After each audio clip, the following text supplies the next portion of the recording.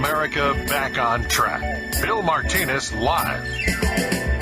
6 minutes after the top of the hour, Bill Martinez here. For more information on the show, go to BillMartinezLive.com. Daniel Garza joins us now, the Executive Director of LIBRE Initiative. Daniel, it's always good to have you with us. How are you? I'm doing fantastic, Bill. Like always, great to talk to you. Well, we are coming down to weeks, days away from the most important election of our lifetime. Daniel, I know that Hispanics are looking forward and have been coming out in record numbers. They're getting involved. Latino enthusiasm for this president continues to grow because, as I explained to people, this is one of the misunderstood aspects of Hispanics, is they somehow look at Hispanics as some sort of monolithic demographic group. But when it comes to family values and faith and life, they perfectly align with the platform of the Republican Party, don't they? There's no question that Latinos self-identify more as conservatives than they do either moderate or liberal. So in that sense, there is absolute alignment. I think the party itself should have done a lot better job of engaging Latinos. Yes, I agree. It looks like they're catching up now, right? Mm-hmm. And I think that's the difference, that the investments are being made in the outreach, and I think it's going to pay off. Well, they're doing a lot for opportunity zones for Black America, but they really need to look at opportunity zones for Hispanics as well. And I know the LIBRE Initiative has been leading the charge on it. We've been doing everything we can on this as well, because, I sit there and I look at the demographics and I go, Hispanics outnumber Blacks at least 2.5 to 1. But it seems like more attention is given to Black American. And I don't mean to make it into any political deal. It's just this is the reality. And as you said, Hispanics have kind of, they're being, given some notice here recently. But we need to do something about this, Daniel, to where whether we're talking about opportunity zones, educational opportunities, small business opportunities, because you look, and I think Donald Trump is aware of this, when it comes to small business, you've got Hispanics leading the way in terms of, new business openings, don't you?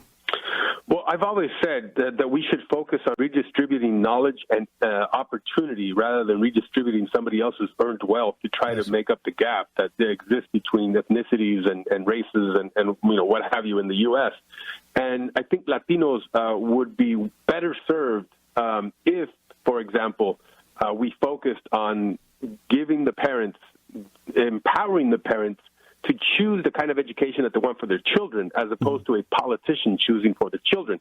These kind of things where you open up access to education and a quality education, you're right. Let's remove regulations that are needless, not impose so much taxes on small businesses, Latino small businesses.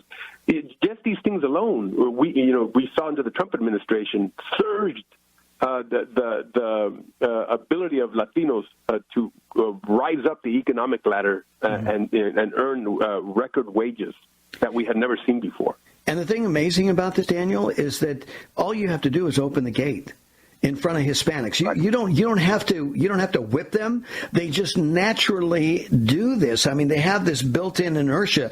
Given the opportunity, they will take off, and that's what we saw clearly in that transition from the Obama-Biden administration, with all the regulation and restrictions and everything that administration delivered to the American people, and Hispanics included in that number. You take those restrictions out of the way, you open the gate and, get out of the way, because Latinos are going to be about their work, right? No, that's exactly right. Look, I saw that in my parents and my aunts and uncles, when they had come to America as farm-working immigrants. My parents had a fourth-grade education. They didn't have English. They didn't have a driver's license. They didn't have a high school diploma. And yet they were able to succeed because they worked hard. They took their savings and built a small business. They got English. They got their driver's license. They got all these things that they needed. But had they gotten it way before, they would have accelerated the process. So all I'm saying is, 33% of Latinos only speak Spanish. That's a major barrier. Some of us don't have a high school diploma. 33% of us don't have a high school diploma. That's a major barrier. So there are things that are keeping us from the free market system, having equal access. And we can remove those barriers along with smart policy decisions like we just talked about.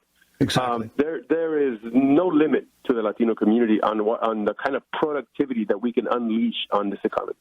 Exactly. And Daniel, I mean, we're talking about raw manpower. We're talking about people that are not afraid to work. These are hardworking people. This is our legacy. And my parents, my grandparents, the same way. This is what they taught their children. I mean, there were 9 kids in our family, and we all got the same ethic and the same teaching from a World War II Army vet who served in the European theater with General Patton at the Battle of the Bulge. So you can imagine how we were taught. It was no nonsense. It was about loving the country, loving God, loving family, and hard work. You know, Bill, one of the things that you've seen, you know, in response to what you're saying right now, you know, this whole Black Lives Matter movement, you know, I think Latinos do feel a shared sentiment that there is a two-tiered justice system that we must address. Mm-hmm. But when these activists start advancing the false premise that we need to impose Marxist ideals, yes, that we need to undo capitalism, that we need to destroy the nuclear family and defund police officers, Latinos will not be a part of that. In fact, we'll fight against that. And so please don't use Latinos as props, you know, right, on anti-racism and you know, this kind of issues that actually need to be addressed by giving them this false sense of, you know, or this false agenda, you know, that you're also trying to sneak in there. We need to have an educated Latino community that can smell that out and call it out.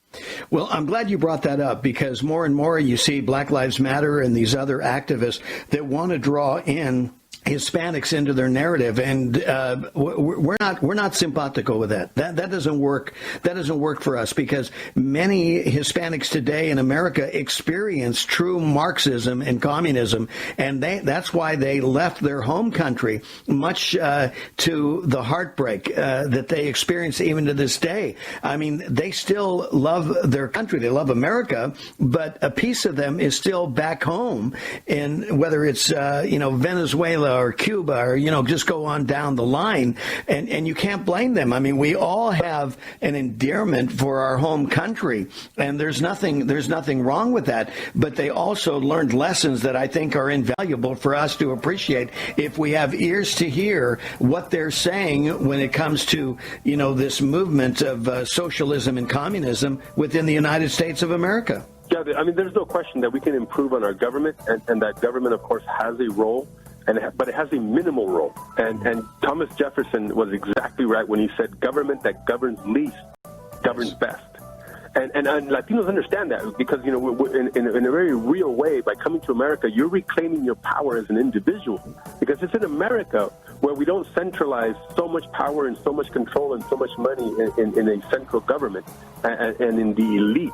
But we believe in actually reversing that formula and actually putting the power and control in the individual's agency.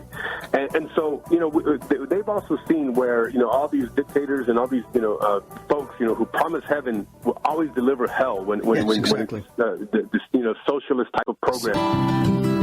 It's about time someone had the courage to say it. Bill Martinez, live. We're back with you, fresh and independent, just the way you like to hear from us 5 days a week, Monday through Friday, 9 to noon Eastern, 6 to 9 Pacific. And we're talking with Daniel Garza, the executive director of LIBRE Initiative. Daniel, I know you got a big event coming up next week, and this is important, and I want you to share it with us. Go ahead and tell us.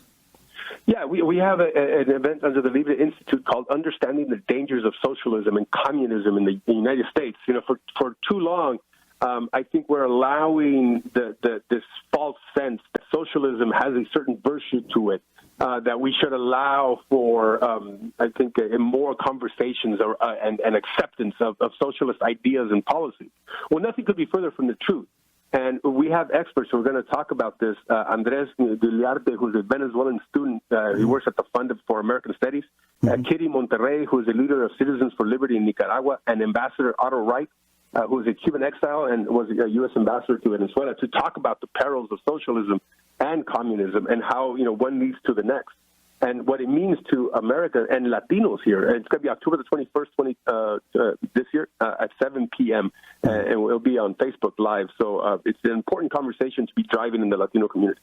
Without a doubt. I say, look, we need to have the debate. America's constitutional government can handle the debate, but we need to be forthright and honest about it. And I appreciate what the LIBRE Initiative is doing, to that end, because we need to be honest about it, because what's being told to us by the Democratic left is that, as you said, they're offering heaven that will only deliver hell at the end of the day. Yeah, and one of the most annoying, infuriating things about these socialist apologists is that they always attribute everything that is productive about America, everything that works about America, to socialist programs. When in fact, it has been the free market that has allowed a bonanza of prosperity for so many. People who fled these countries who were socialists have been given opportunity and have done the most, with this opportunity.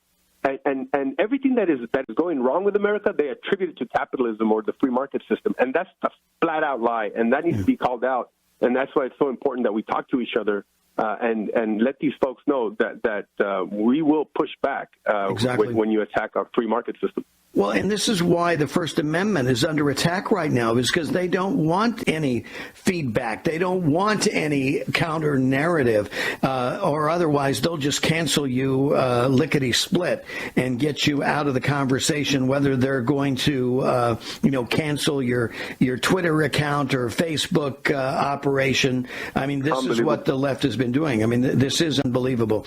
I want to talk with you on a couple of other topics that you have been tweeting about as well, Daniel, and that's COVID-19, the impact that it's had on the Hispanic community, what it's had on America at large, and how it really, in a sense, has accommodated this conversation for socialism. It has restricted our freedoms. It has caused us to abandon our constitutional rights. Yeah, absolutely. I mean, we have seen, and it's been breathtaking, the kind of power that governors have assumed in shutting down economies and usurping the role of the church, of families, and making decisions for us out of whole cloth. Yes. A power that is not enumerated in the Constitution. They are just, now you're seeing them exercise it with little resistance from the media, who are complicit, I think, in almost persuading Americans to cede away their liberties and the freedoms that they have. Look, we should be responsible, absolutely, during this time of crisis and take the steps that we need to take to mitigate the contagion, distancing and masks and, all these other things, right? Yes, hand washing, yes, hygiene, exactly. 100%. Right. But at the same time, don't insult us by, looking the other way when they're protesting. Masses are protesting in the street, but you can't, be at your own church, right. Kneeling to the God that you love and that you serve. It's just, the hypocrisy is just, it stinks to high heaven. Yeah, without a doubt. So what is it telling us? Is it telling us that on one hand, we know the disease to be infectious, but I guess evidently if you're participating in what they call a peaceful riot, then somehow the contagion is unable to, involve those participants. I mean, what is this? Well, it's selective, Bill. It's selective because what they're saying is as long as it serves my political needs and my political interests and it is aligned with my political views, it's okay. But if it doesn't serve my political interests or is not aligned with my views, then it's not okay. That's essentially what's going on. And it's clear to see that. And so, Americans need to reclaim their power, like I said, and Latinos especially. We need to be a vanguard for freedom and call out hypocrisy like that. And especially when it's not enumerated in the Constitution, to assume that kind of power over the individual. Mm-hmm. Well, I guess my question to that point, Daniel, is that if people out in the streets participating in these riots are not being affected, that there's not a super spreader taking place, have we over-evaluated the impact of COVID-19? Is the science failing us? Yeah, right. I mean, I'm not a scientist, and I cannot really say with certainty yes or no to that. Bill, I don't even know the scientists can be certain. That no. Yeah. The common sense is telling me that, from what I'm seeing, is that one, we can overcome this by being smart, right? By also, of course, encouraging the president, with the kind of CDC rules that they've put into place. It takes personal responsibility too, to make sure that we're going to survive this. And at the same time, also, I applaud the president for having the fortitude to make sure that we are deregulating enough where we have telehealth medicine that we can give healthcare access. And then at the same time, there's vaccine to accelerate the process that could be the solution to all of this and get us back to normalcy so we can bounce back from this and get on with the business of living. Exactly. Daniel, you bring up an excellent point here, and that is with Operation Warp Speed, what this administration has done. I mean, we've turned science on its head to be this far down the road and so close to a vaccine in conquering something that we didn't invite in this country. It was released upon us, and I think it's shameful for those critics, those Monday morning quarterbacks, to, not help and do some heavy lifting to help come with solutions, but they come loaded up with a lot of criticism. Well, before we go to, I think we got to leave that for just a moment because I want to get your read on the Supreme Court Justice nominee, Amy Coney Barrett. We've got a couple of minutes, and I want to see what you think and what you're hearing from Latinos about her. She has far exceeded expectations. She is a wonderkin. She has, I think, blown people away with her intellect, with her judgment on how she answers the questions of, these kind of clever little gotcha questions, that Democrats have been putting towards her, and she's flipped them and turned it on them and made them look like fools. Amy Coney Barrett is the real deal. I hope she runs for president in 2024, to be honest with you. I think she'd be so impressed with her. Yeah, she's made it known she's not a policy hack. She's definitely a judge. That's her heart, you can tell. But what makes me proud is that she is a product of America. To your very point, Daniel, this should be an encouragement to all young girls, young boys as well, that this too could be you. I mean, just like with Brett Kavanaugh, what a stellar example of a young man who was committed to service. And even though he had to go through the gauntlet that the Democrats put him through, these two should be clear examples of what America can be. And that's what we need to protect. And that's what you were saying earlier, the vision for America and for our kids and our family. Yeah, and what's fascinating about her is that she is a role model not only for young girls and young conservative women, but for men and boys. She has obviously exceptional intellect, but she's achieved it all. I mean, she can balance family and she can balance work and a career and reach the highest level in her profession. Exactly. The very tippy-top highest level, and handle it with adeptness. She is so impressive. It's incredible. Without a doubt. Daniel, we got to leave it there, but before we go, Daniel Garza, Executive Director of the LIBRE Initiative, real quick, remind everybody how they can tune into next week's event. It's going to be on Facebook, so follow us on Facebook, and we'll be putting out, obviously, the link to follow us and be a part of the conversation where you can ask us questions.